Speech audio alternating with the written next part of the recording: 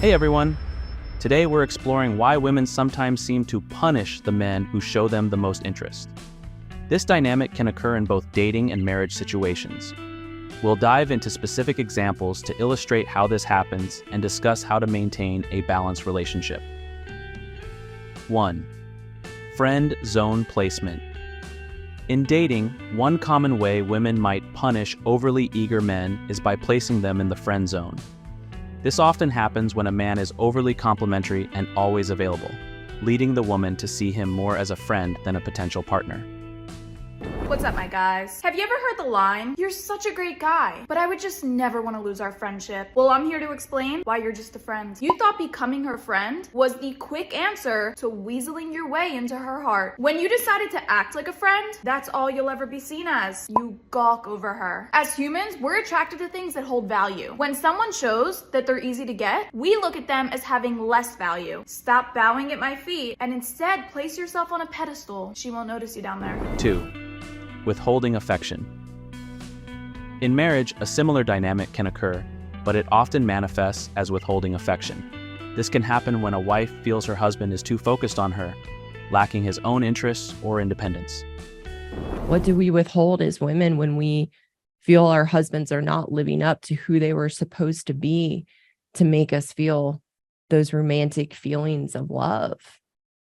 The main things we withhold, and again, this is conscious and malicious and purposeful denial of what we know is, one, just part of a healthy relationship, and also what's important to our husbands as good men.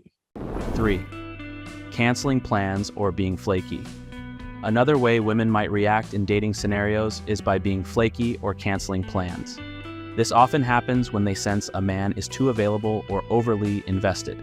There's been a track record of her cancelling last minute, and he's still coming back and offering and suggesting more times to meet up. She's not getting the message here that your attraction towards her is at all dependent on her behaviour. It seems, in fact, that regardless of what she does, it's a yes from you. That not only communicates that as a man, you don't have very high standards, but there's no incentive there for her to actually improve how she treats you and to start making time for that date. 4. Taking them for granted.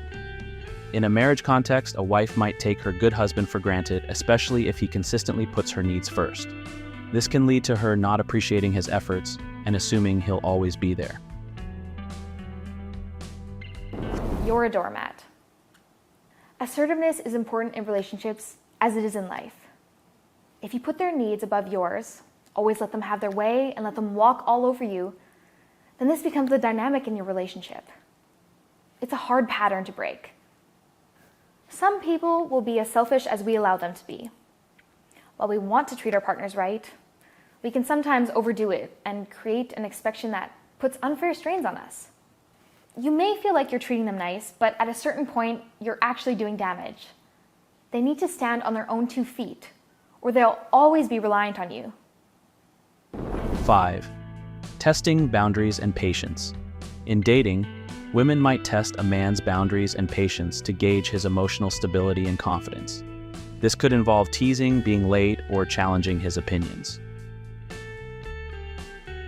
The test is seeing how you're going to react in pretty much any situation. Anything where she can get a sense of your behavior. Your behavior is going to be one of the most effective things at attracting her. So she is always going to be looking out and either, like I said, inwardly or outwardly testing to see if your behavior is going to be either some sort of erratic behavior, meaning too emotional, getting overly angry, getting too worked up, or is it going to be the calm, cool, and collected type of behavior? 6. Criticizing or nagging. In marriages, wives might resort to criticizing or nagging their husbands, particularly if they feel the husband is trying too hard to be perfect or overly accommodating. But if I'm somebody who's frugal with her, she will always feel like she's more powerful than you. And whenever she feels like he's not protecting, she feels more powerful, and then she becomes disrespectful. But when she has a man that's protective of her, both her safety, her emotions, and finances, she then allows him to take control. And whenever we feel more powerful than a man, we feel unsafe. And that unsafety makes us disrespect him and then look for other men. Wow. It's almost evolved. So therefore, if it can protect us in those ways, we remain feeling safe. So it's essential. 7. Seeking attention from other men. Women in dating situations might seek attention from other men, subtly or overtly, as a way to test how their partner reacts or to gauge his confidence. Why women do this, why they look at other men, it's to test you, right? They want to see your reaction, how you're going to react to the situation. Are you going to get upset? Are you going to get jealous? If you feel threatened by other guys, and I've seen men who have very high value, very successful, we're talking about successful businessmen, successful professional athletes, they get tested just like the average person, the average guy. And women will say things like, oh, that guy's really attractive. It might be the guy, the IT guy. It could be the accountant. It could be anybody who is obviously not that attractive, but they'll say it because they want to get a reaction out of you. They want to see how you're going to react to the situation. 8. Emotional withdrawal. In a marriage, emotional withdrawal can occur when a wife feels that her husband is too eager to resolve conflicts or too accommodating, leaving her no space to fully express her feelings. Women go on the boundaries you set as a man. So if she realizes that nothing she does provokes a reaction from you, that's what she'll continue doing because she knows she can get away with it.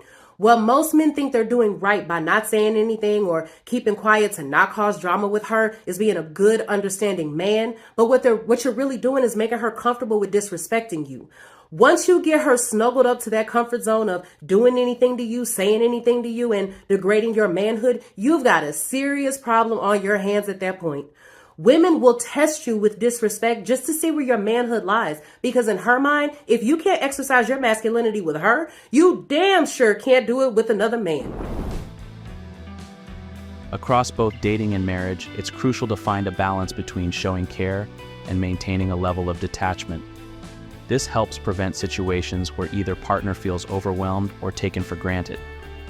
Trust me when I say that detachment is literally the secret to a happy life. Being detached is mastering to still experience and embrace emotions without letting them control us. Attachment comes from a place of desperation and not feeling good enough. Detachment will literally allow you to approach your life objectively and start living peacefully. To sum it up, both in dating and marriage, women may punish men who show too much interest by placing them in the friend zone, withholding affection, being flaky, taking them for granted, testing boundaries, criticizing, seeking attention from others, or emotionally withdrawing. These reactions often arise from a desire for excitement, challenge, or a response to feeling overwhelmed by too much attention. Maintaining a healthy relationship requires mutual respect, understanding, and a balance of independence and connection. If you find yourself always giving or receiving too much attention, it's crucial to communicate and find a balance that works for both partners.